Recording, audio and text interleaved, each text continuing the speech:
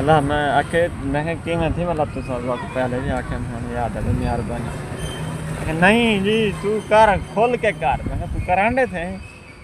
अच्छा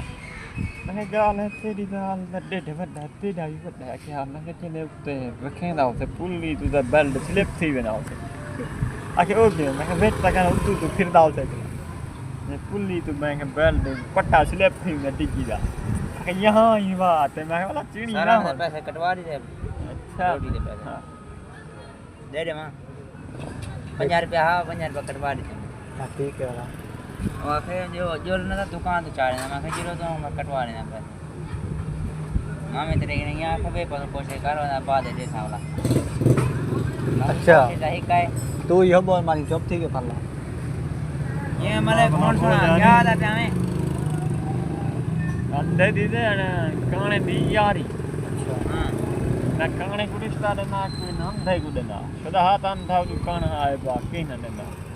मैं आपा तो सलाह की थी फिर थोड़ा आज 12 वटी करूं मरदे से के टापू बली रिकॉर्ड में मीटिंग में लगदा आवाज बग जाए बेटी ओ अच्छा अंधा काना पे के पहले मैं को करा लेने का ये ठीक है सही चलो मैं पहले करी अंधा पहले करे ना काना पहले कहना सुन अंधा हुन सुता पे ते काना दातरी काना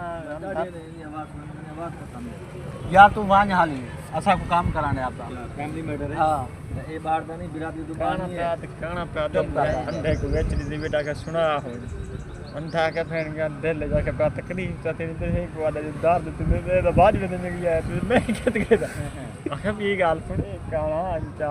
अगर बहन तो ना अखी खुल जाओ नहीं मैं हां क्या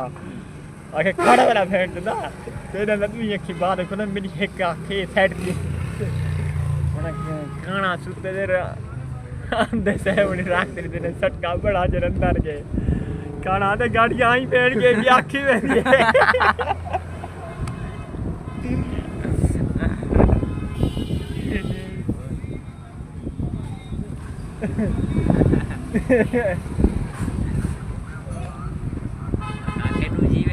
गाड़ी आई बैठ के भी आखी में मां वही आखी सही थी हमने मैं भी ये कर गया पहले जदा